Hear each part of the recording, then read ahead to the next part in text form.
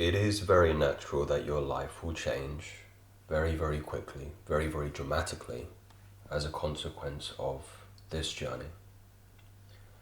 It is not, however, in the way that most individuals will describe it to you. So I'll attempt to do that now. The emotional consequence of being chaste or respectful or masterful of your sexual energy has the most influence on your creative capacities, in the sense that reality almost seems to bend to your will with more dramatic effect. And the reason why is because you mitigate the lowest emotional states a human being can experience on this earth. I actually call this emotional hell. Now, most Christians, religious ideologues and zealots will be very, very upset with me from what I'm about to say. I don't believe hell has a physical location. At least not on this 3D realm. I believe when people use the word hell, what they're actually referring to is an emotional or psychic state. You can live in a penthouse in New York City. What's that very famous park? I'm blanking at the moment. Very, very beautiful place. A lot of people will say, hey, can't believe you live on this street opposite Central Park. And, your life is wrapped with all the materialistic elements of success. But in here, your emotional psychic state, you're in hell. You're in an emotional state of shame. An emotional state of lethargy, of apathy, of all the words that you associate with these states. And you hear stories about these individuals who, again, they're in these emotional psychic states and they decide to check out preemptively.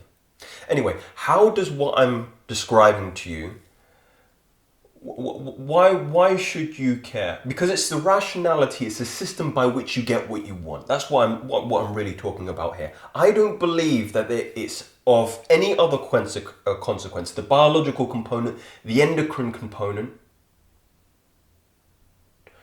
You are changing your emotional state. You are no longer associating yourself with those lower quality emotions. And any of you that are keen readers in something like Neville Goddard or his contemporaries, Joseph Murphy, Maxwell Maltz, these individuals, very famous books, Psycho-Cybernetics, classic. You will start to understand, if you study these books diligently enough, that reality orientates itself around the emotional state which you more frequently identify with. Really meditate on what I just said to you there. Reality organizes itself around the emotional state that your consciousness most frequently sits in. So when an individual changes his life, he frees himself from the clutches of PMO, promiscuity, sexual licentiousness, let's call it.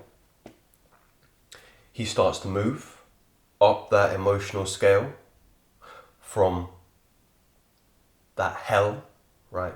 That emotional hell or purgatory, I don't know. And then his emotional state, he is more frequently sitting around states of courage, of peace, of equanimity, of enlightenment, perhaps. Maybe not quite there yet. Of joy. You get the point that I'm trying to make. Your emotional state is more stable. And this might be influenced, by the way, by the endocrine system, by the fact that between those synaptic clefts in our neurochemistry, dopamine is less abundant and are frying our synapses to the point where we can't even feel pleasure anymore. And that influences the emotional state, the psychic state.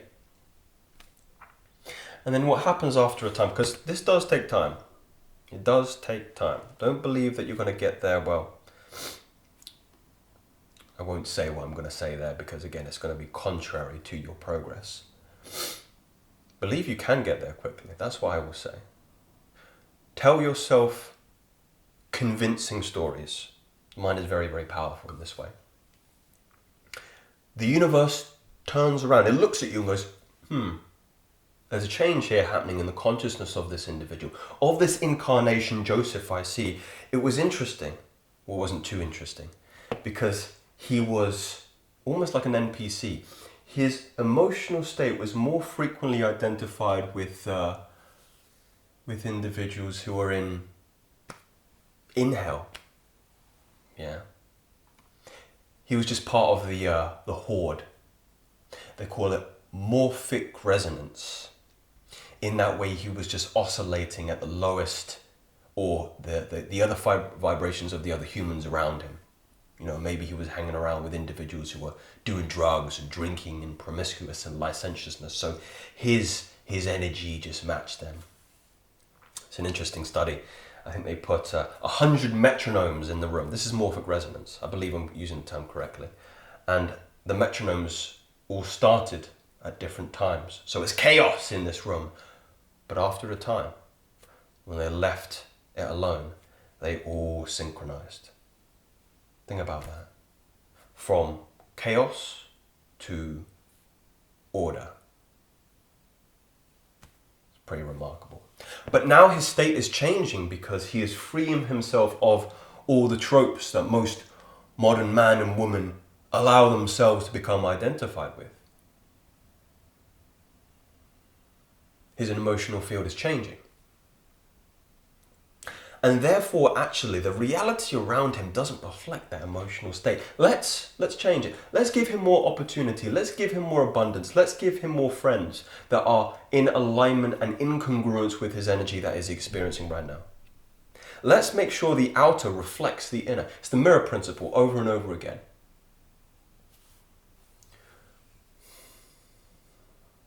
Just remember that key point that I detailed to you. Reality organizes itself around the emotional state that you experience most frequently. Facts, no theories. Speak soon.